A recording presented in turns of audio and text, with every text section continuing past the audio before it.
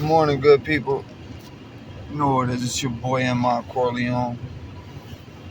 BeastByTheKilo.com. And I just want to talk about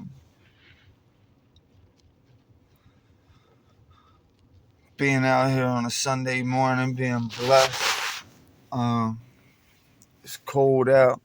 Um, just watching the city, the skyline, and I just want to tell a story from when I was younger. Um, I don't even know if I told this story before, but I'm gonna recycle it if not. I remember I was locked up in the youth study center, and anybody who knows about the old youth study center knows about the fifth floor on the youth study center. Um, Only white boy there, rapped. You know what I mean? Murked everybody on the block. Nobody was messing with me. I was an old head too. You know what I mean? I think I was like 17, going on 18. I was in there with a young boy. I'll never forget because his name was Aaron Jones.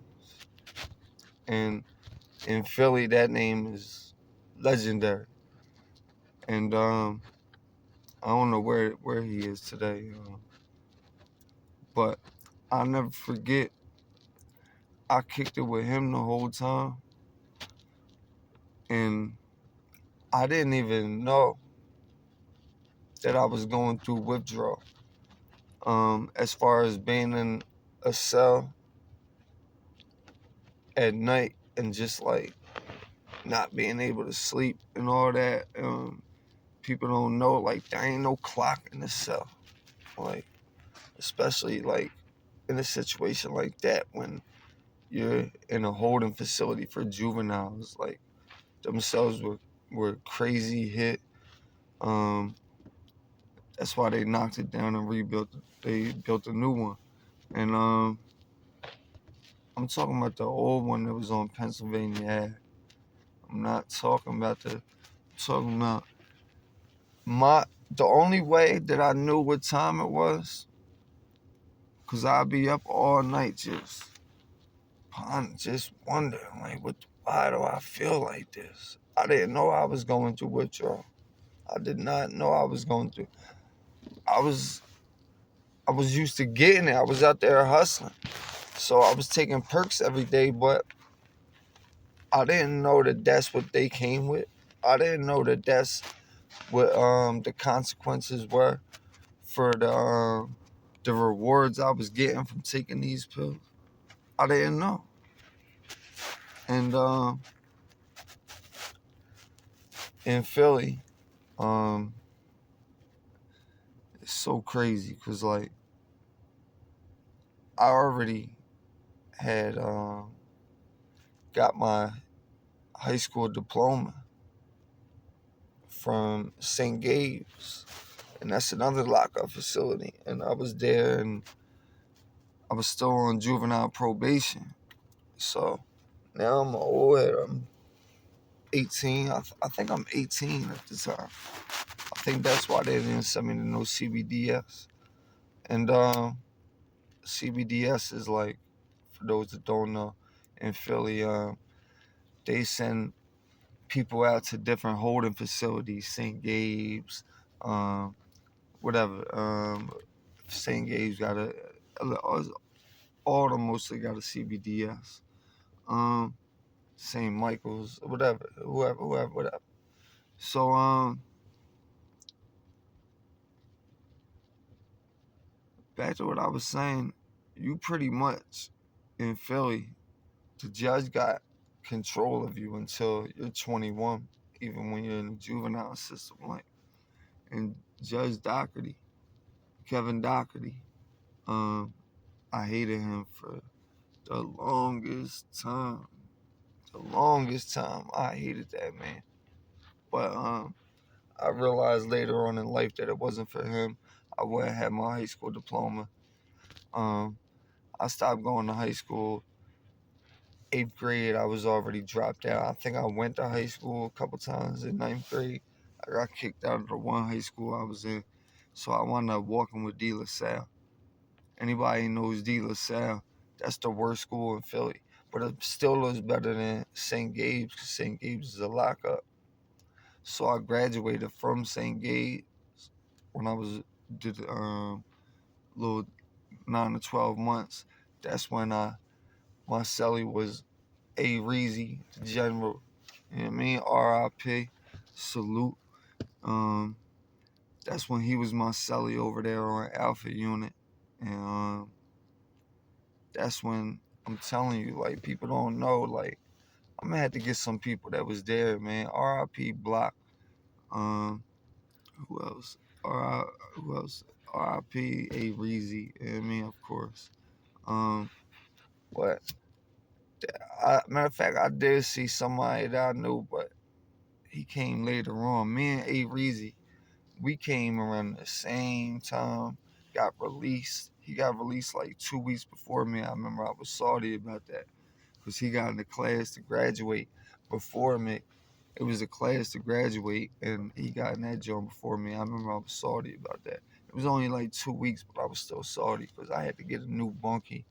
And you know what I mean? It was just big boy. He was from SP, so you know what I mean? But big boy snored all crazy, and like it was just nutty. That's when I realized that I ain't own shit in that bitch, like, and it was time for me to get the fuck up out of there. Um, but back to what I was saying, I didn't know that I was even withdrawing off the Percocets, so I'm in there thinking I got the flow or something. Like, yo, you ain't feeling fucked up, like giving away my food at you know what I mean? And this is it's good food in there. Like, like I ain't gonna hold you. Like they would go in there, it'd be donuts, danishes, um, all different. You know them little boxes of cereals, all placed, milks, whatever. You know what I mean? I don't even drink milk, but it's just now putting the pieces to the puzzle. I think that's where a lot of us are in our lives when we're around 18, 19. So I was putting the pieces to the puzzle there. I'm away from moms. I'm away from the family. It's I compared it to my homie one time. He tried to tell me about when he went to the military. I was like, yeah, that's kind of like what we did. That's what we went through. Like, if you had any type of fear in you, that was gonna get knocked out. Like, people ask me why I talk the way I talk, why I'm from the neighborhood I'm from, and all this, that, and the third, and I talk the way I'm from. First of all, where I'm from don't define me. Um, let's always get that right. Um, I love where I'm from. I love my hood. Uh, just like everybody else loves their hood. But it comes a time where you grow. Um, and it's just like some other people don't grow. And that's cool. That's fine. Danny. I don't care what you do. I really don't care. Uh, but please don't involve me with your bullshit. Um, that's just a fuck is that? Somebody down in the river about to jump in and shit. But I'm just sitting here reminiscing about that, and that was 20 years ago, though. Like 20 years ago, like, and I was there for dirty urine, for marijuana, like, and that was 30. I mean, 20 years ago, though. I ain't that old. It was 20 years ago. And it's like, I never thought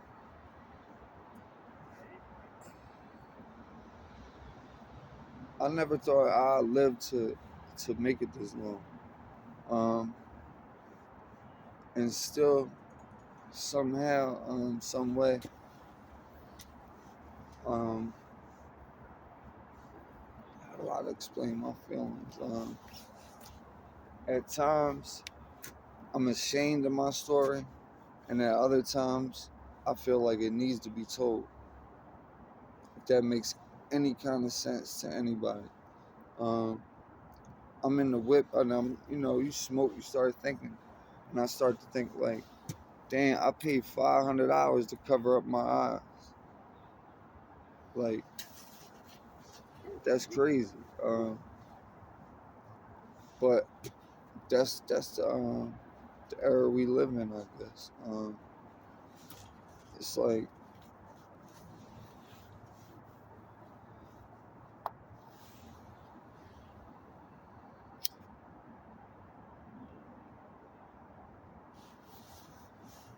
it's hard out here for everybody right now, man. And it's going to get harder. Pause. But only the real is going to overcome this. And when I say real, I mean like all that backbiting and shit, all that 48 laws of power on you. I understand that, but if you're low level, nobody, you don't even do shit, fuck is you reading the 48 laws of power for? You ain't got no power. You can't even coach a little league team, and you talking about some 48 laws of power. I don't understand it. You're not in no business.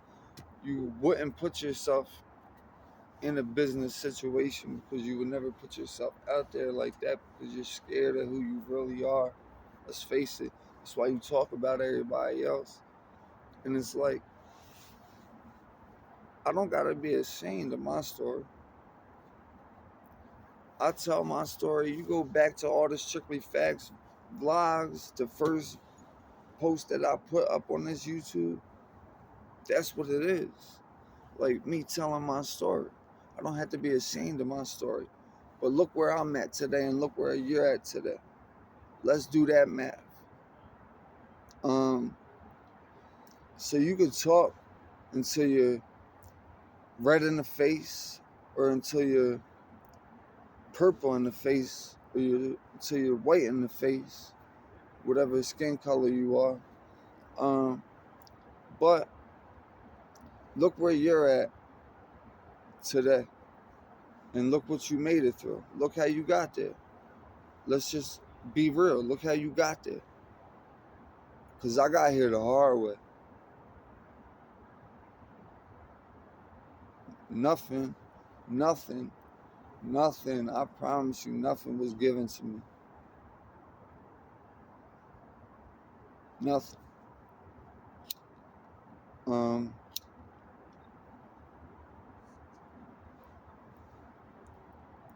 The Learn As You Grow podcast, that's what this is about. It's about learning as you grow, because that's what I had to do. I said it in the rhyme before. My dad was in the bar, my mom was chasing hard, and that shit left me scarred. But now my mom and dad are here still, and they learned. Their wisdom grew as they got older. So now they're on a level to where as though they could teach me some things now. So I'm gonna hold the stuff that they did when they were my age and they had kids. I don't have no kids, so I don't even know what it's like to have 2 kids and a daughter that died. So now that my parents are really, especially my pop, is really back in my life. Like I told you, when you're away, when you're 16 years old, your parents they don't mean it, but they kind of forget that you was there in the first place. If that makes any sense. They don't mean it.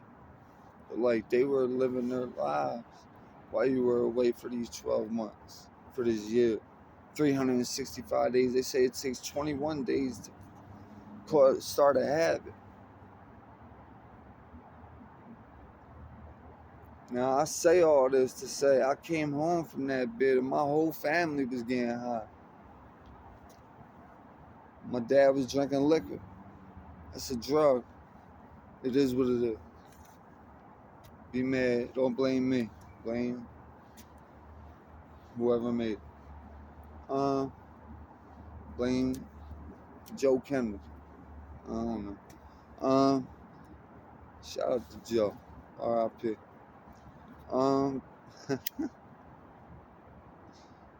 Making myself pack up.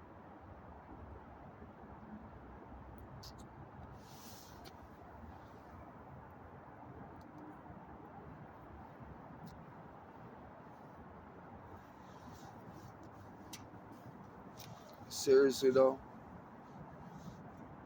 people need to get it together.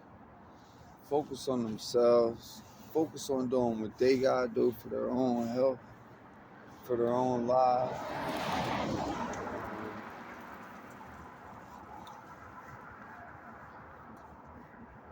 I didn't have no role models growing up, and it's crazy because one of the few role models that I did have or do have still to this day, put his name out there, man. But anyway, he was known for getting chicks. That's what he was known for. He even had a nickname like something like, he was known for getting chicks, whatever. So anyway, he got his life together. He had kids. His first baby mom he messed up with. Second baby mom messed up with. Third one I guess was the trunk, whatever. And he stayed with her and started his business. And I asked him how'd you get to where you're at? And he said, my wife. And that struck me as so odd because this is my old head and I ain't seen him in a while. And the last time I seen him, I left with the knowledge that he gave me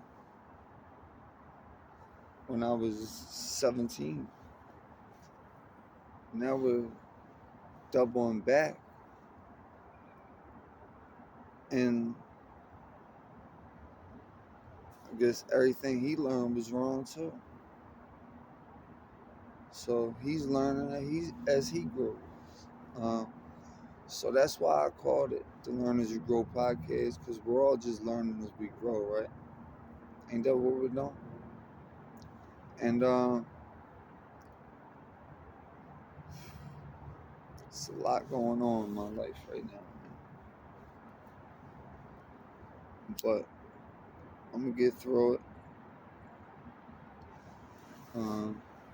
RIP to my big sis. Never forgotten. That's why I come down here every Sunday and just look at the skyline. We're in Philly right now, if you don't know. And just relax and smoke sun and really, this is my church. This is my therapy. Speaking of that, I think about therapy tomorrow. But this is what I do. And she just ran by twice. I mean, the kid, pulling a lot of Jones. She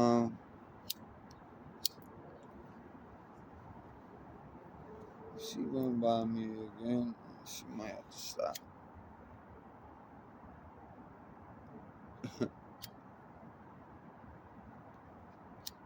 So she threw me all off with that. She doubled back like she was about to snipe the shit out. This is a whole track. She went right back on a double back on the track.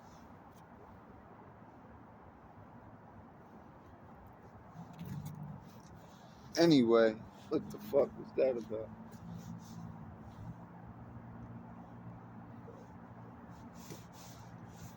We are in Philly. But this is a spot that I like to come to and do what I do. He's creeping. He's in the Johnny right now. So we gonna get closer to the urinal. To the you know what I mean? Get closer to the you know what I mean? Got the clap. You know what I mean? Don't play with me. Don't lose me, y'all. Anyway, on that note, I just want to say everybody have a blessed Sunday. I know I was all over the place in this video, but that's where my mind is right now. All over the fucking place. And if you ain't got no power, stop trying 48 law power somebody. Like, you need to learn the 4 principles of life before you even get to the 48 laws of power.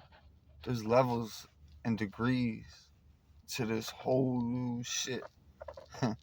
That's why you don't start. And that's what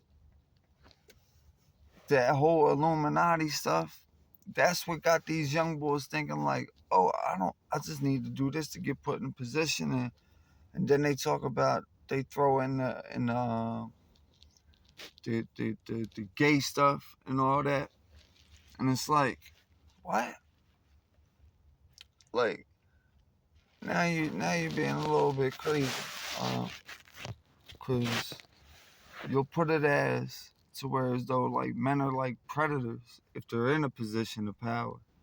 Then they'll treat a woman like a butt, like, yo, you do this, I'll give you this role, or you do this, I'll let you sing on that. But as far as I know, man, that been going on since the beginning of time. If a female's with it, if she ain't with it, and you just put her in that position, like, that's what, like, even with hustling, that's like people that I know, they will wait for chicks to get turned out, and then like, yo, I got this. As soon as they're still alright, you know what I mean? And it's like, oh, I got a sister that was caught up in drug addiction, and I just ain't with it, you know. And there goes the cop, and so when my sister got caught up in drug addiction, um, that's when I really like looked at that shit and looked at even with my mom in addiction, but with my sister I seen it more because she was younger and beautiful. So man, I'm gonna try to take advantage. And but sis, I love you, but you could play the game better than anybody I know. She had dudes buying her poodles and shit. I'm like, yo, fuck, we got a dog now? How the fuck we get this dog? Cocker spaniels and shit. I love you, sis. Oh my God, I miss my sister, man.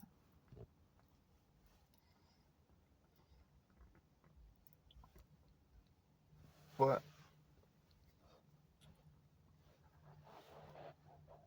one of my friends told me when they were in my house, um, and they were around like her ashes and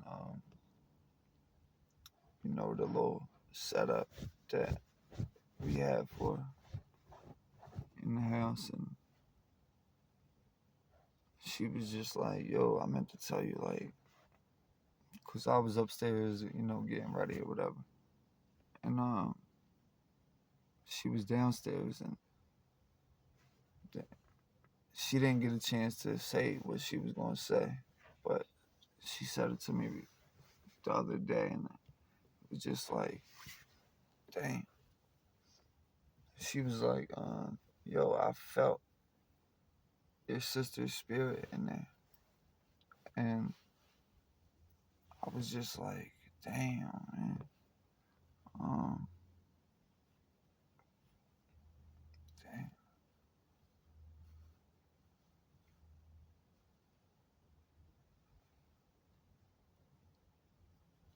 dang. And then she was like, "It was a good type of spirit, though." And I feel that same spirit all the time. Like, that's why I'm not like, at first, I used to wake up and cry every single day. And then the other night, I was with this person when that Quavo song came out, um, for his nephew that got killed. And from the Migos, everybody knows about it.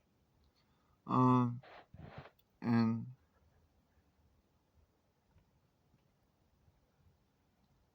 we just sat back and listened to it. And I had to close my eye from like letting tears like really start dropping. Because I didn't want to have the ugly face on. Like, even though it's just my friend, like, you know, I don't want to look, I had the ugly cry face on in front of her. Like, I'm still trying, like, whatever, I'm still trying to hold it together. So I just had my eyes shut the whole time. And, like, she could tell that I was, fuck, I mean, next time I opened my eyes, they were just watery. I mean, it was just like, I told my sister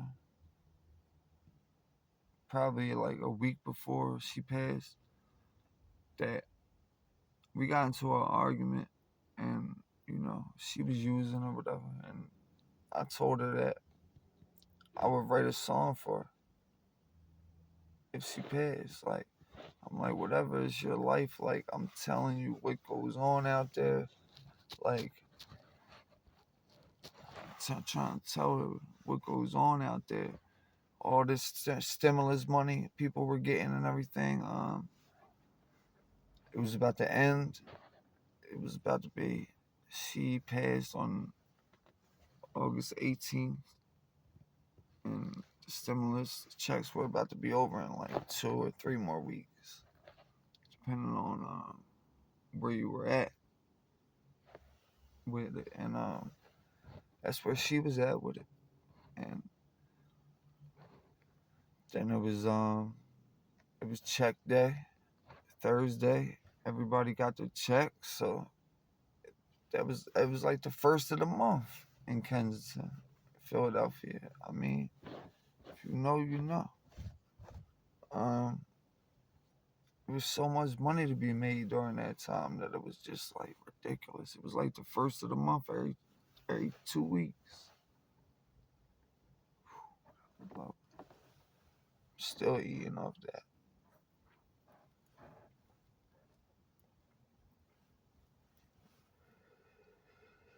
So it was like I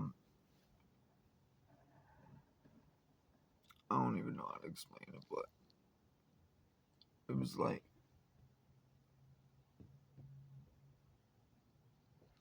a blessing in disguise. She didn't go out um, hurt. She didn't go through no pain that we seen or the coroner seen or anything like that. Um, no suffering. Um, the thing that scars me the most is that my mother found her, and I was in South Philly at the time, and they were in North Philly. And I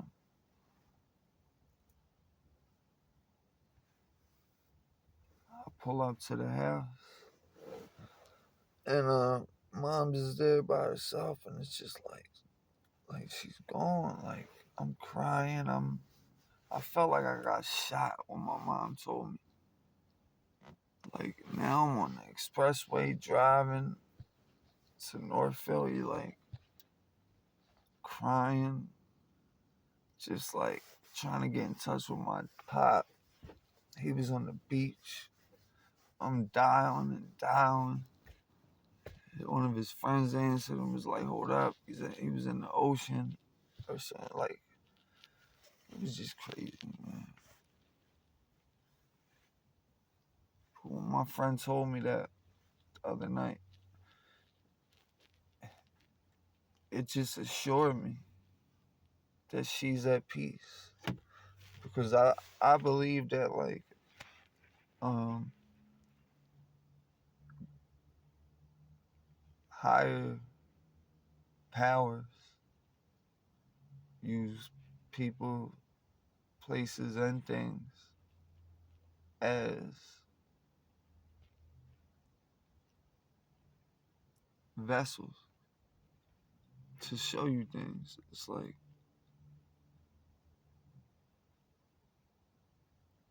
a video game. And if you don't see the signs, then you're lost. It's like when you're driving. If you ain't looking at the signs, and you're just driving. Now you're lost. You drive for like an hour like that. You don't know where you went. You made a couple rights. You made a couple lefts. You don't know where you're at. So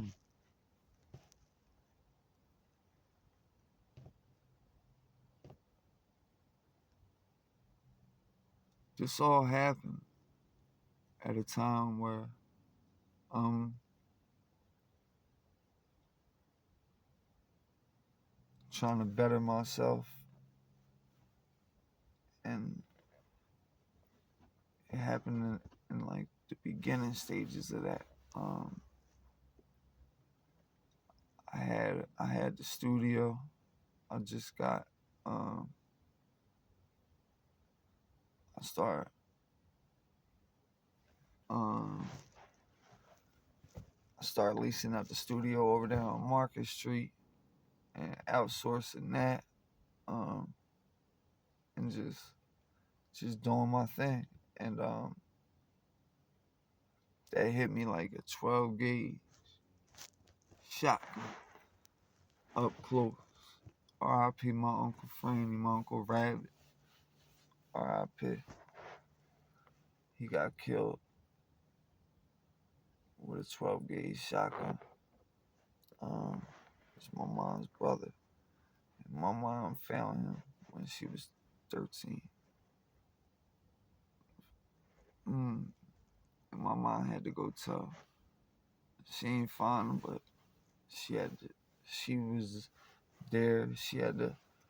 You know, in the hood, you hear shots or whatever. Like everybody scatters, but they're gonna come. Everybody floats back and like sees if everything's alright, But she came back and realized that like her brother was gone, and she had to go tell her mom, my nanny, and it just makes me think of like where she was at that time, cause where I was at when I was 13, I was already selling drugs. I was already um I was in 7th grade, and C.W. Lewis over there in Blackwood, New Jersey. And I mean, I told the story, I think, before. If not, then I'm gonna re-upload it. About selling weed in school and all that. Like, that's crazy. Um, I just talked to my sister's first like boyfriend, her baby dad, and damn, that's my car too. Somebody hit my shit. I'm in a rental right now. Yeah, so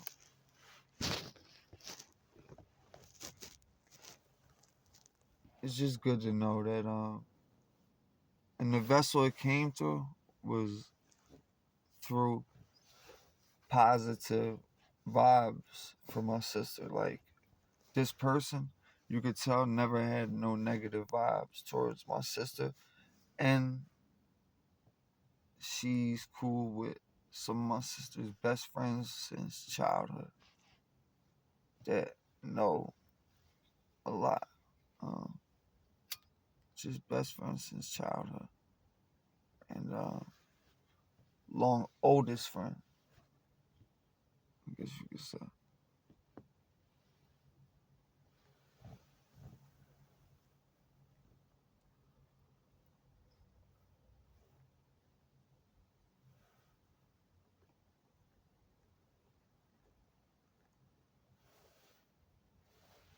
On that note, I just want to update everybody. I just wanted to make a video. Um, I'm like this because I just came out of the house Sunday morning. I'm regular smuggler. Just got some regular Nike sweats on. That's how we doing it. There ain't nobody to impress right now, man. I'm on the grind all the time. Um, I, I don't even wear Jordan. It's crazy. I just like this hoodie. But and I had to get some Jordans to match it. So anyway, shout out to my nephew. Um, I had some other Jones. Shout out to him, man. My nephew's doing his thing. Um, and I'm proud of that. Shout out to my nephew's dad who just came home. Chris, nothing but love, though. And now, that I put myself in his footsteps, even like through that, there's so many layers in my life that like, it's just like, damn, this is where I was at this time. Like, this is what I was doing. Like, if people would see that, like, if people, I got a book coming out, but it's a whole different kind of book. And people are going to be impressed with it. It's not nothing like, it's different. It's different. That's all I'm going to say. And, yeah, I just wanted to wait till the end of the video to drop that. New book coming out. I'm trying to get it published and printed and put out by my birthday. But if not, it'll be online for an ebook. Definitely, without a doubt. By April 30th, by my birthday. My 38th birthday. I think it's only right that I give you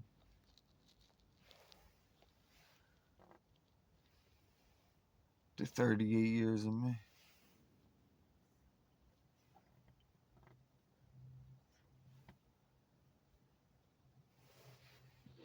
So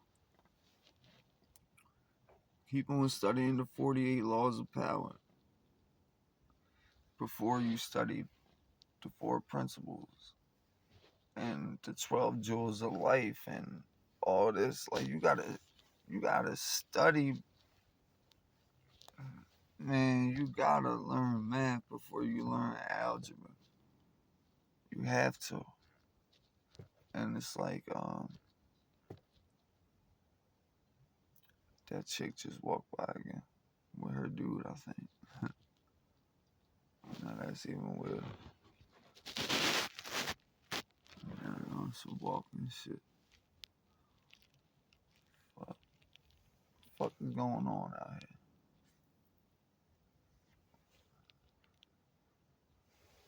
Shout out to everybody that been showing me love watching these videos that I upload. Try to upload every Sunday. If you didn't watch it last Sunday, it's up. If not, I'm gonna re-upload that. I'm gonna start re-uploading stuff too. Cause sometimes YouTube has, I don't know, just certain times just don't equate to the views. And this past 28 days, I'm at 91,000 views. So like,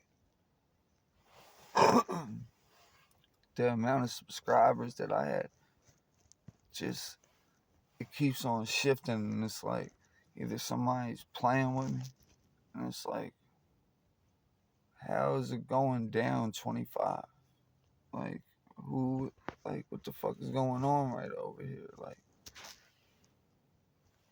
cause whenever somebody, I don't know, like, I try to keep a firm grip on who's actually subscribing within the first 1,000, because they're day ones. The first 1,000 are your day ones. So just click that subscribe button for me, man, and spread love, not hate. It can always be worse. But that's up for debate. Till next time, it's your boy M-I-Corleone, beast by the kilo.com. You know.